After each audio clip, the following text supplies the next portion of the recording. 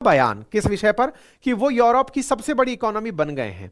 कितनी बड़ी बन गए हैं कि दुनिया की पांचवी बड़ी इकोनॉमी हो गए हैं। अच्छी बात है साहब। हम जैसे ये लाइन सुनते हैं खुद पर चिंता करने लगते हैं, यार पांचवी तो हमारे पास थी।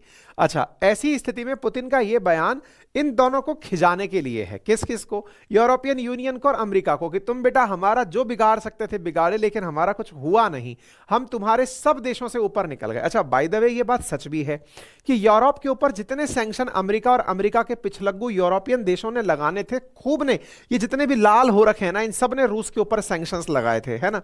इसके बावजूद भी रूस का कुछ नहीं बिगड़ा, ये बताते हुए पुतिन का एक बयान वायरल हो रहा है। पुतिन ये कह रहे हैं कि हम पर सैंक्शन लगाने वाले खुद पिछड़ गए हैं, क्योंकि उनका तंज जर्मनी पर है। जर्मनी उनसे ऊपर हुआ करता था, अब पीछे रह गया है। Russia Europe's number 1 economy amid war. Putin ने ऐसा करते हुए वेस्ट पर टॉन्ट कसा है, फबती कस दी है भाई साहब। और ऐसी स्थिति में इनकी पुतिन की खबर स्पुतनिक यहां का समाचार पत्र है, उसके हवाले से है। क्या है यहां पर लिखा है? Despite the fact that Russia is being strangled and crushed from all side. हमें हर तरफ से दबाया गया। We have become the number 1 economy in Europe. अब ये बात सुनकर के आपको वैसी फीलिंग आने लगी कि यार ऐसी बातें तो हम ही लोग करते थे कि दुनिया में 5वीं बड़ी इकोनॉमी हो गए हैं। अब ये इस बात को बोलते हुए इस वीडियो में सुनाई देते हैं, we have become the number 1 economy in Europe. तो यूरोप में तो नंबर 1 हो गए, अच्छी बात है। अब आगे सुनिए, we have surpassed the Federal Republic of Germany and entered 5th place. और यूएस, चाइना, इंडिया, जापान और रशिया, केवल यही 5 देश हैं, यानी कि इन्होंने 5 देशों में इंडिया का नाम भी शामिल कर लिया है। बड़ी इंटरेस्टिंग बात है, चाहे तो आप 4 बार सुन लीजिए। इन्होंने कहा है नंबर 1 इकोनॉमी बन गए हैं यूरोप की, नंबर 1 बात। नंबर दूसरी बात, इन्होंने कहा जर्मनी को पछाड़ दिया है हमने, दूसरी बड़ी बात। तीसरी जो बात है, ये कह रहे हैं कि हमसे ऊपर इंडिया बैठा हुआ है, साथ ही साथ चाइना, अमेरिका भी हमसे ऊपर है, और एक जापान। केवल 5 ही देश हैं, हम 5 में हैं। सब लोग ताली बजा रहे हैं, बधाई हो सर, बधाई हो, आप 5वें देश में आ गए हैं। आप और हम बिल्कुल खोपड़ी खुजाल के सोच रहे हैं, हम क्या और ऊपर आ गए? क्या हमें बताया नहीं गया? क्या हमने अभी तक ट्वीट नहीं किया है? क्या सोशल मीडिया पर अपडेट नहीं हुआ है? क्या है चक्कर? क्या हम पीछे पता है, हमको पता ही नहीं चल रहा है? चलिए खैर कोई नहीं, बताते हैं आपको, सारा खेला समझाते हैं कि कहानी कैसे है। तो भाई जिस चीज पर यहां बात हो रही है वो है जीडीपी की बढ़ोतरी होने की, कि हम 5वीं बड़ी इकोनॉमी बन गए। सवाल बड़ा है, 5 बड़ी इकोनॉमी में हमारा नाम है, रूस का नाम दिखाई नहीं पड़ता है, ये 5वें नंबर पर हैं, हमें ऊपर उठा दिए हैं। है क्या कहानी? अब उसको समझने के लिए आपको ये सारी न्यूज को विस्तार से समझने से पूर्व इकोनॉमी का एक कंसेप्ट समझना होगा। ग्रॉस डोमेस्टिक प्रोडक्शन, जीडीपी, इसको नापने के कई पैमाने हैं। जैसे मैंने आपसे शुरुआत में आपसे कहा, आपने कहा कि आप बड़े हैं। अब आपने कहा बड़े हैं तो आप कैसे बड़े हैं? तो बोले साहब मैं बड़ा हूं उम्र में, कद में, साइज में, पद में। आपने कई तरीके के बड़े होने के प्रकार बता दिए। अच्छा साहब, अब जीडीपी के भी कुछ वैसे ही हाल हैं। जीडीपी 6 प्रकार से दुनिया में जनरली नापी जा रही है। नॉमिनल प्रकार से, रियल प्रकार से, पोटेंशियल प्रकार से, पर कैपिटा इनकम के प्रकार से, ग्रोथ रेट के प्रकार से, और परचेजिंग पावर पैरिटी के प्रकार से। पुतिन जिस बारे में चर्चा किए हैं वो ये वाली है। जीडीपी परचेजिंग पावर पैरिटी में पुतिन ने कहा है कि वो दुनिया के 5वें बड़े देश बन गए हैं आफ्टर चाइना, जो कि नंबर 1 है, नंबर 2 पर यूएसए है, नंबर 3 पर इंडिया है, नंबर 4 पर जापान है, और नंबर 5 पर रशिया है। ये उन्होंने कहा है। आपका दिमाग फिर से खन्ना आएगा, अब ये क्या बवाल है सर, और हम क्या मानते आए हैं अब तक? तो वो सुन लीजिए। आप और हम जो आज तक मानते आए हैं वो नॉमिनल प्रकार की जीडीपी है। नॉमिनल प्रकार की जीडीपी में जो रैंकिंग है उसमें वर्ल्ड में नंबर 1 पर यूएसए है, नंबर 2 पर चाइना है, नंबर 3 पर जापान है, नंबर 4 पर जर्मनी है, नंबर 5 पर इंडिया है। तो ऐसी स्थिति में अगर ये हमसे कहते हैं कि हम 5वीं बड़ी इकोनॉमी बन गए हैं, तो कौन से क्राइटेरिया से बने हैं ये जानना जरूरी है।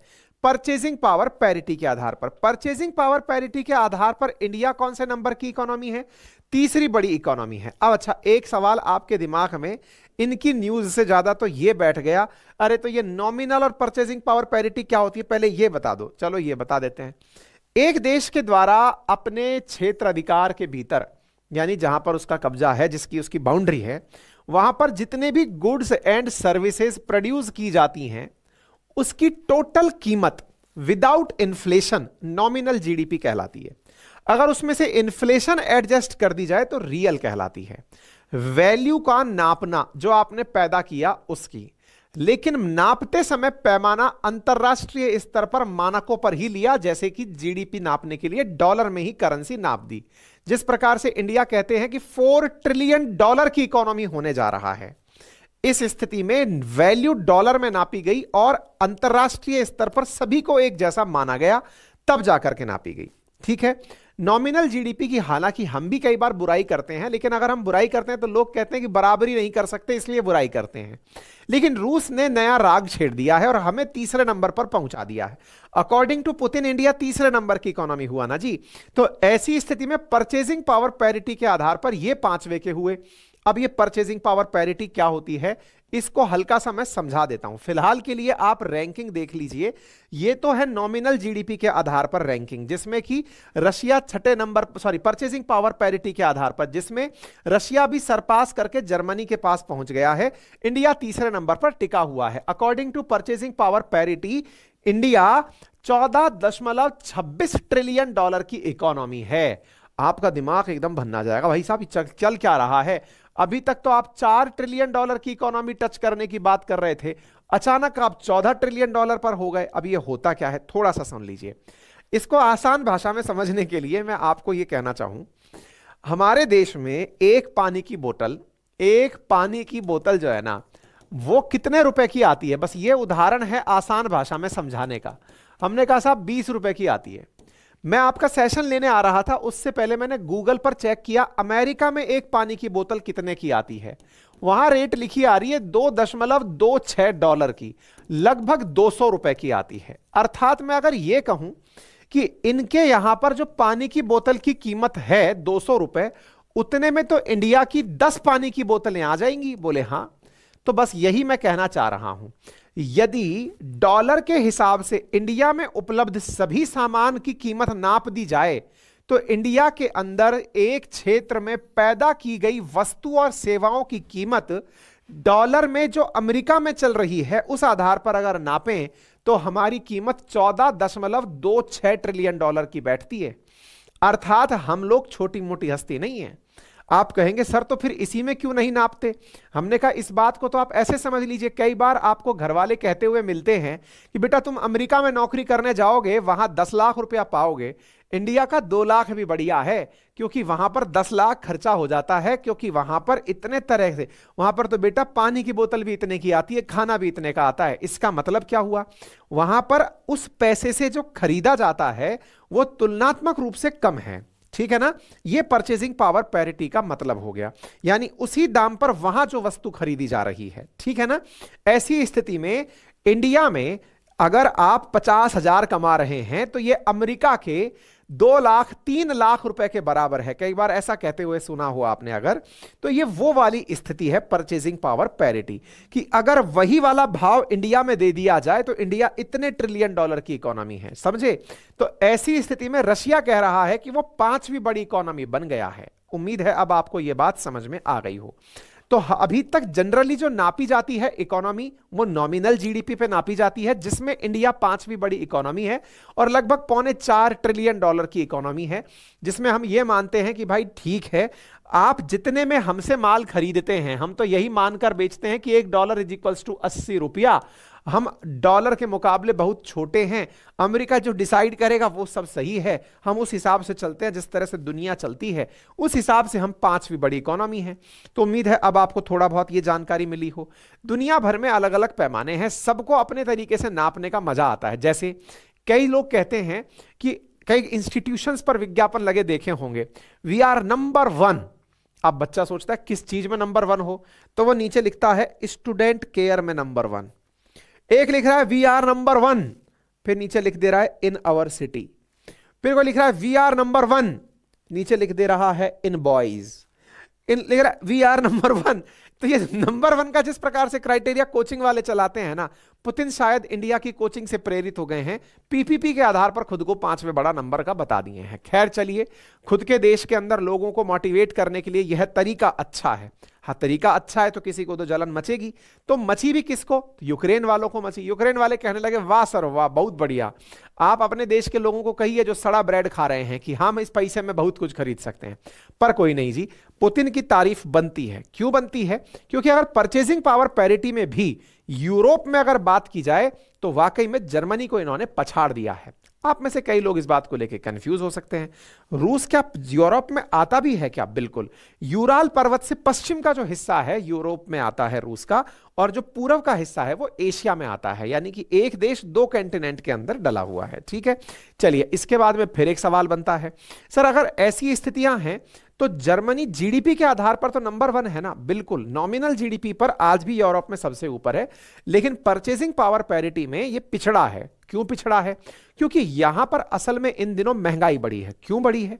जर्मनी बहुत ज्यादा हद तक रूसी गैस पर निर्भर था, गैस से ही उनकी सर्दियां मिटती थी। अब वहां पर गैस महंगी हो गई है। क्यों? क्योंकि रूस से इन्होंने जो मंगाने वाली नॉर्ड स्ट्रीम गैस पाइपलाइन थी उस पर रोक लगा दी।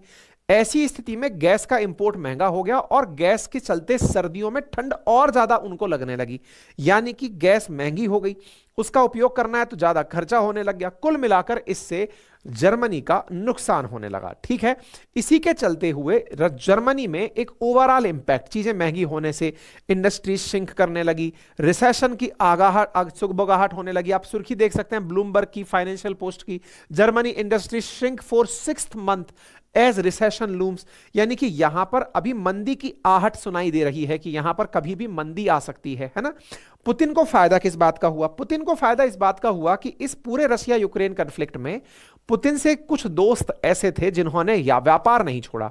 इनमें से भारत, जिसके लिए पुतिन खुद प्रोटोकॉल तोड़ रहे हैं, साथ ही साथ गल्फ नेशंस, साथ ही साथ चाइना, ये वो देश हैं जिन्होंने रूस से दबा करके तेल खरीदा है। और तेल खरीदने से इनको इस बात का बहुत फायदा हुआ क्योंकि इनको विदेशी मुद्रा पहुंचती रही तो इनके यहां पर फाइनेंशियल क्राइसिस क्रिएट नहीं हुआ। तो इन्होंने जितना भी पैदा करना था उसका इन्होंने पैसा अंतरराष्ट्रीय स्तर पर कमा लिया। यही कारण है कि रूस की जो इकोनॉमी है वो 3.5% की दर के साथ एक डेवलप्ड इकोनॉमी का इस स्पीड से ग्रो करना एक बड़ी बात मानी जाती है। ये फोरकास्ट है, ठीक है ना?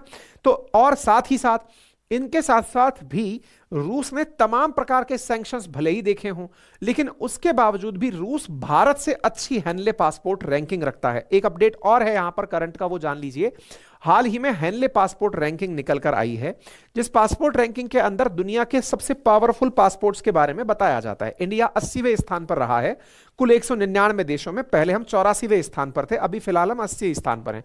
यूक्रेन इनसे भी ऊपर है, रशिया से भी ऊपर है। और दुनिया भर के अंदर जो प्राप्त रैंकिंग हुई है उसके अंदर दुनिया की रैंकिंग को आप यहां पर देख सकते हैं। यूक्रेन 32वीं रैंकिंग पर रहा है, रशिया 51वीं रैंकिंग पर रहा है। ऑब्वियस ही बात है, इतने सारे सैंक्शंस चल रहे हैं तो सबसे पावरफुल पासपोर्ट कौन सा रहा?